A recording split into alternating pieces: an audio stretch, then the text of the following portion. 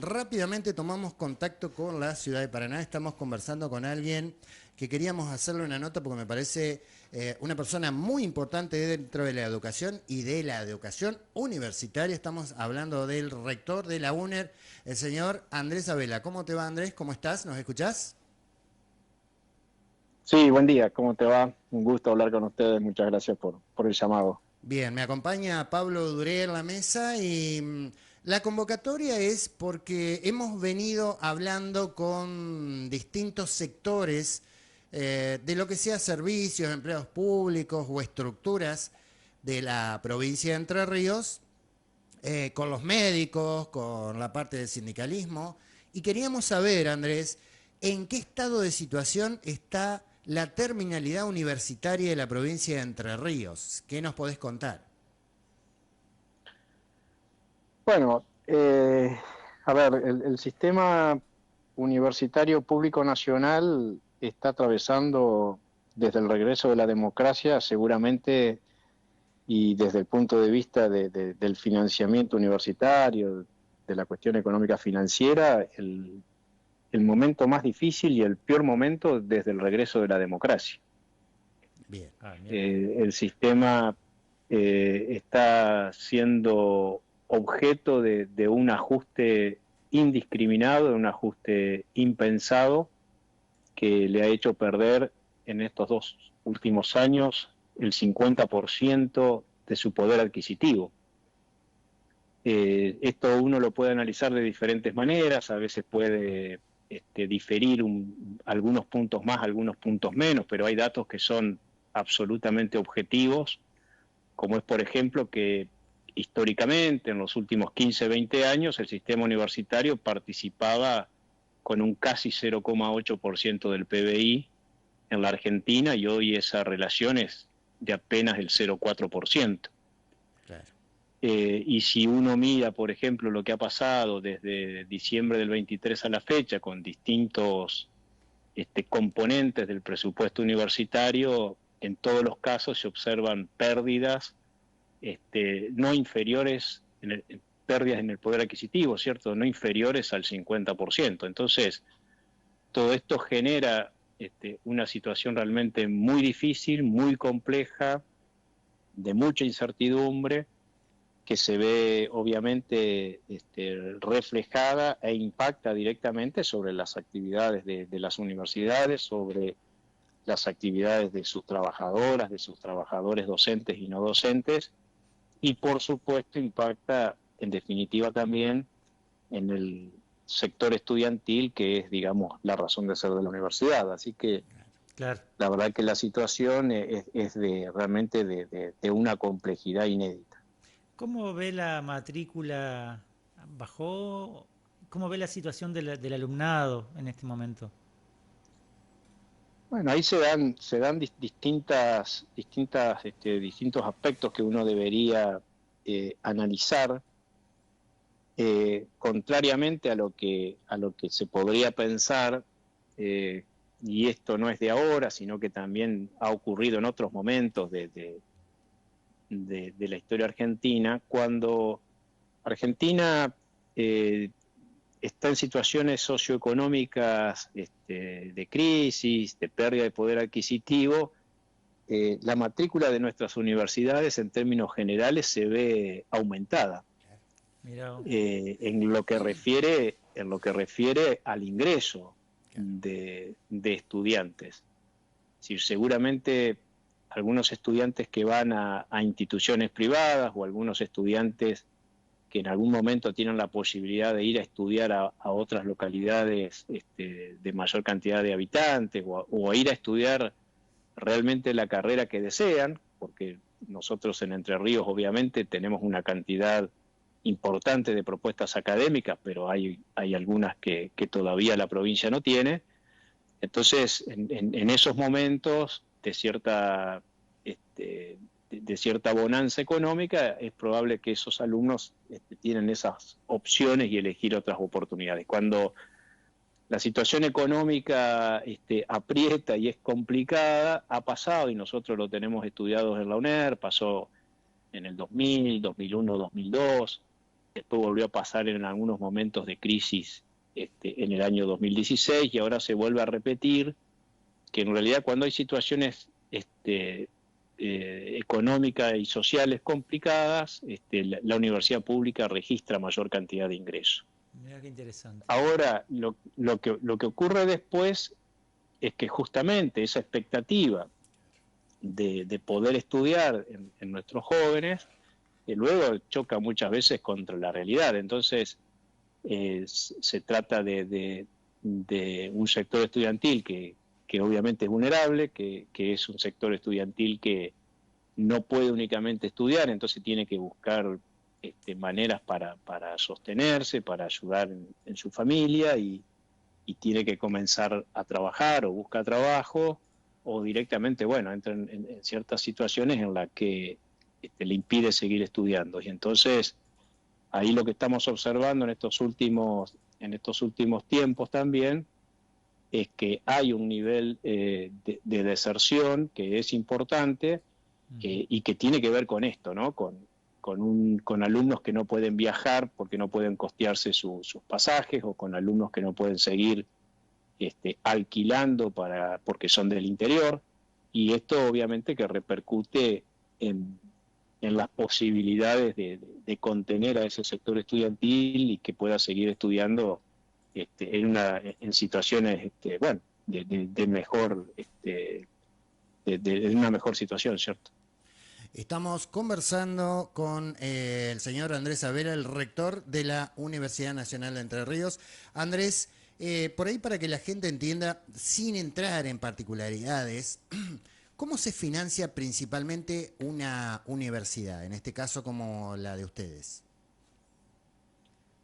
Nosotros somos una universidad nacional que es financiada justamente por el Estado Nacional. Argentina es un país que el sistema universitario está compuesto por instituciones públicas de gestión pública y de gestión privada, y también hay algunas provincias en las cuales hay algunas universidades que dependen del gobierno provincial, como es en nuestro caso la UADER. Claro.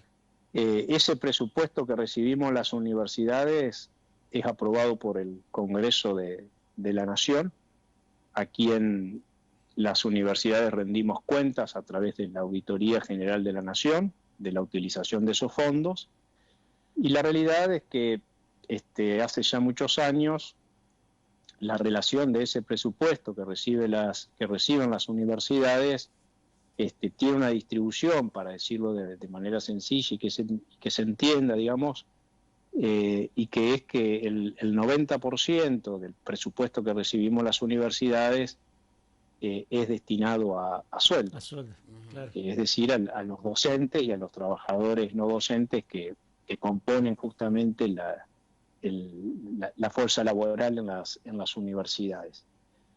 Lo que está pasando en estos momentos es que también esa relación se ha roto, y producto del ajuste que venimos sufriendo las universidades, hoy el dinero que reciben las universidades, casi que el 94% se lo llevan los sueldos.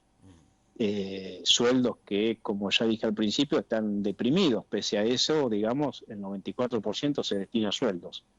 Esto lo que ocasiona es que el porcentaje que debiera ser aproximadamente un 10%, y hoy es apenas el 6%, es el porcentaje que luego la universidad utiliza para poder funcionar y para llevar adelante los distintos programas de extensión, de investigación, de bienestar estudiantil, en donde la universidad destina sus programas de becas universitarias, de comedores, de residencias estudiantiles. Entonces, todo eso está en una situación de crisis profunda, porque indudablemente, además del deterioro en el poder adquisitivo, también hay un problema en cuanto a los porcentajes con los que se reciben, digamos, se está recibiendo ese presupuesto.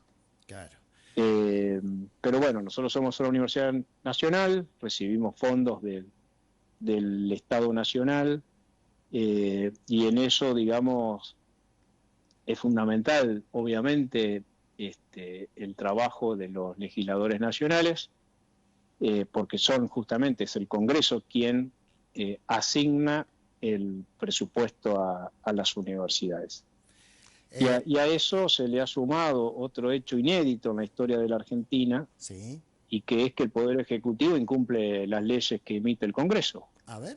Entonces pareciera ser que estamos en un país que tenemos una monarquía en vez de una república con división de poderes, y el Congreso asignó un determinado presupuesto y ordena al Ejecutivo el cumplimiento de una ley que mediáticamente es lo que se conoce hoy como la Ley de Financiamiento Universitario, claro, que ya tiene casi más de 10 meses de haber sido sancionada, no sé y que tiene ya casi 6 meses que el Congreso volvió a rechazarle el veto al presidente, y que pese a eso el Poder Ejecutivo sigue incumpliendo esa ley de financiamiento universitario que el Congreso ratificó con una posición favorable de más del 80% de los legisladores. Entonces, la verdad que esto es inédito y pone en juego la institucionalidad y pone en juego, digamos, la democracia argentina.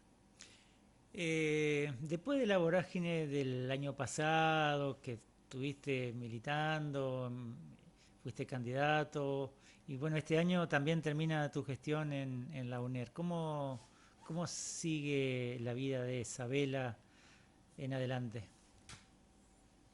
No, sigue igual, sigue como siempre ha sido, trabajando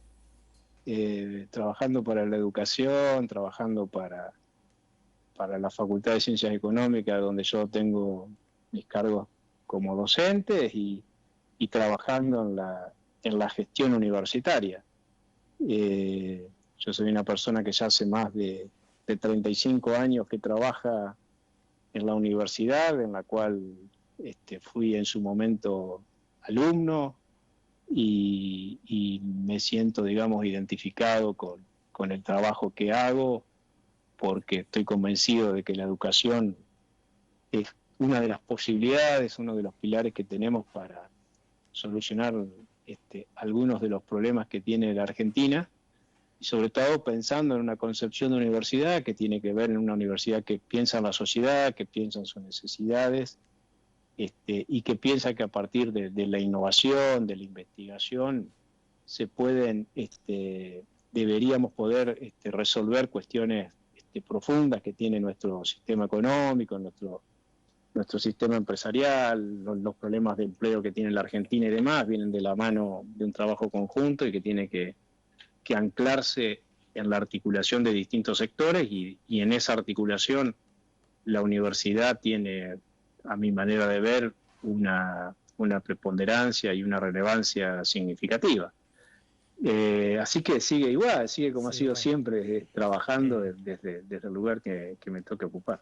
Ahora, con la casi nulo ingreso, digamos, para lo que son los proyectos de extensión, de investigación, se corta una parte importante, que es que los alumnos puedan desarrollarse, puedan tener una instancia de intermedia, digamos, entre el estudio y el trabajo. Y ahora, ¿cómo se pueden desarrollar todas esas ideas que quedan en la universidad sin poder llevarse a cabo? Sí, indudablemente esas son se trabaja de otra manera. Enormes dificultades que hemos tenido, que estamos teniendo en estos últimos tiempos. Los programas de ciencia y tecnología y los programas de extensión han sido desfinanciados también de manera muy significativa. Lo que hay que entender aquí en este conflicto es que uno entiende que, más allá de que el gobierno lo niegue, uno es consciente de que Argentina está atravesando un problema económico, político, social significativo, y uno no está pidiendo excepciones por encima de lo que ocurre en el resto de los sectores sociales, políticos y demás, ¿no? El sector universitario lo único que está pidiendo es que se logren volver a niveles de financiamiento de la ciencia, de la tecnología, de las actividades de extensión, de la política de bienestar estudiantil, que se vuelva al menos a la situación del 2023. Y en esto hay que destacar lo siguiente, no es que en el 2023 el sistema universitario todo era perfecto, todo estaba bien y no necesitaba cosas. En realidad el sistema, si uno pensara en los mejores momentos del financiamiento del sistema universitario, hay que retrotraerse al año 2014, al año 2015, ¿sí? Esos fueron los momentos en que el sistema universitario estuvo mejor financiado. Luego hubo un desfinanciamiento durante varios años, y ese desfinanciamiento, digamos, de alguna manera se empezó a recuperar en la pospandemia. Y se logró llegar a niveles del 23 que, vuelvo a repetir, no son los mejores momentos del sistema universitario, pero sí no hay dudas de que eran momentos en los cuales se estaba realmente muy por encima de la situación en la que se está hoy. Por eso nosotros hacemos hincapié en esto, de lo que se está reclamando el sistema universitario no es una mejora. En realidad lo que se está reclamando es simplemente una actualización de valores para estar en una situación similar a la que teníamos en el 2023, para poder sostener actividades, programas y distintas acciones que el sistema universitario, a través del Consejo Interuniversitario Nacional, venía planificando desde hace ya varios años. Y eso es lo que hoy está en peligro. Hoy está en peligro un modelo, está en peligro el modelo de universidad pública no arancelada, que caracteriza a la Argentina, que es distinguida a nivel de Latinoamérica e incluso reconocida a nivel mundial. Y eso es lo que quienes conformamos y formamos parte de las universidades públicas estamos señalando. Andrés, discúlpame que te retroceda un poco en tema, pero esto es importante para que la audiencia lo sepa. Estamos hablando con un rector de una universidad nacional, en donde primero el argumento del gobierno fue que ustedes no se dejaban auditar. Nos contaste que los fondos los rinden a una Auditoría General Universitaria Nacional, o sea que los datos lo tienen. Luego se trató en el Congreso la ley de financiamiento, que lo que les permite a ustedes es solamente actualizar, no están pidiendo ninguna mejora. Y el Ejecutivo está incumpliendo esa ley promulgada, lo que, bueno, seguramente traerá alguna consecuencia, no solamente a nivel ejecutivo presidencial, sino también que repercute en el sistema universitario nacional. Y la pregunta es, después de todo este contexto, ¿cómo hacen ustedes para manejarse si ni siquiera pueden actualizar los montos de pago de sueldos, los pagos de la logística de la universidad? ¿Cómo se hace, Andrés? Bueno, lo que se hace es lo mismo que está pasando en cualquier familia. Hay lo que uno podría decir, los gastos fijos, los gastos que uno no puede evitar, han pasado a tener un nivel de importancia en términos relativos mucho más significativo que antes. Eso es igual a como nos pasa a cada uno de nosotros en nuestra casa. Los gastos de luz, de gas, de impuestos, en nuestro caso de combustibles, porque para nosotros es un gasto importante por la distribución geográfica que tiene la universidad. Claro. Los gastos de servicio de telefonía, de internet y demás, que hace un tiempo atrás significaban algo así como el 16 y el 18% de nuestro presupuesto de funcionamiento, hoy pasó a significar prácticamente el 40% de esos gastos.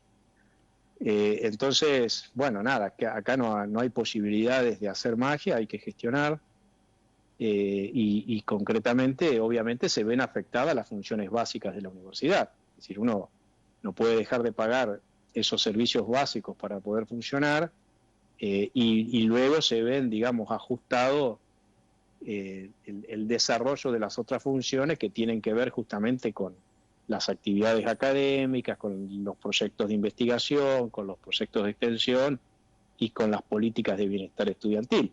Uno no le queda otro remedio. Nosotros no nos endeudamos, nosotros tenemos una universidad que todos los años finaliza su balance de cuenta de inversión de manera equilibrada, sin endeudamiento, sin deberle nada a nadie, con lo cual, bueno, lo que hay que hacer es imaginar cómo se llevan adelante las actividades con el magro presupuesto que tenemos.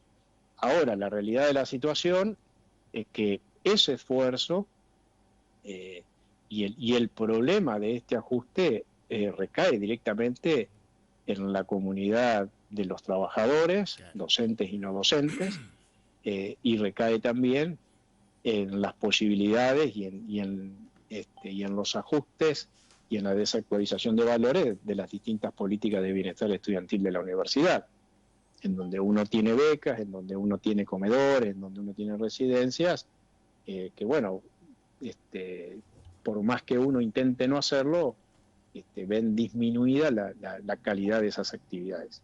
Y el problema de fondo, el problema de fondo de esto es la pérdida de calidad que no se ve en lo inmediato, pero que en el mediano plazo, si esto no se revierte, indudablemente va a impactar en la calidad de la educación argentina. Andrés, cortito, ¿cómo ves vos el humor social del cuerpo docente y no docente con respecto a esta situación? Y mire, la verdad es preocupante. Yo le puedo decir dos cosas nada más, y más que darle una respuesta, le hago una pregunta. ¿Cómo puede ser el humor de un trabajador que ha perdido durante 2 años el 50% de su poder adquisitivo, de su salario, en donde la inflación de enero ha sido del 2,9%, la de febrero se estima que va a ser similar, y la de marzo se entiende que también va a andar en valores similares, con lo cual en este primer trimestre del año, siendo optimista, la inflación no va a ser menor al 10%, ¿no? No sé si me siguió en el razonamiento. Sí. Y el gobierno estaría ofreciendo el 4% de recomposición salarial del marzo, pero que en realidad ni siquiera tiene que ver con la inflación del año 2026, en realidad tiene que ver con el 13% que se perdió de poder adquisitivo en el 2025. Exacto. Entonces, la verdad que yo no me animo a decirle cuál es el humor del cuerpo docente y el humor de los no docentes. Sí me animo a hacerle una pregunta de que cómo puede estar ese trabajador ante esta situación. Y por el otro lado, ese humor sí se ve reflejado en un dato que nosotros lo señalamos el año pasado y que sigue, digamos, en una situación similar, y que es que lo que está pasando con los trabajadores de la universidad es que en una primera opción intentan reducir sus cargas horarias en la universidad porque buscan otro trabajo y consiguen algún otro trabajo que está mejor remunerado. En otros casos, sin disminuir las cargas horarias, directamente buscan otros trabajos, con lo cual uno tiene un trabajador que tiene pluriempleos y que no se puede dedicar plenamente a la docencia, a la investigación, a la extensión, que es lo que requiere una educación de calidad. En tercer lugar, ya en otras situaciones esos trabajadores van pidiendo licencias sin goce de haberes, y lo que estamos observando, aún con mayor preocupación, porque todas estas son preocupaciones, pero digamos ya en casos extremos, es un nivel de renuncias en porcentajes que no son los habituales. Y lo que uno viene observando es que en nuestro caso, esas renuncias en estos 2 últimos años representan aproximadamente un 4% de nuestros trabajadores, y en el sistema universitario hemos estudiado este tema en distintas universidades, y a nivel nacional el porcentaje es cercano al 5%. Y lo más grave de esto es que los trabajadores que se van son los trabajadores jóvenes.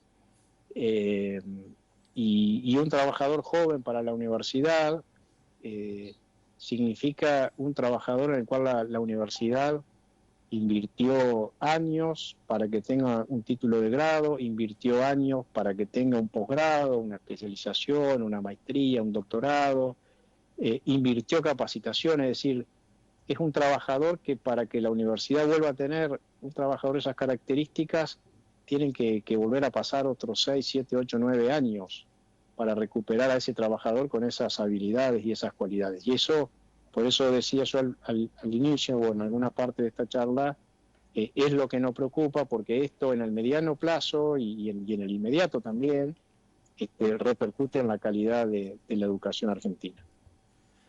Gracias Andrés por atendernos y obviamente tiene usted los micrófonos de la radio para difundir lo que necesite y le deseamos que tenga un muy buen término de día y un excelente inicio de semana. Igualmente para ustedes, muchísimas gracias.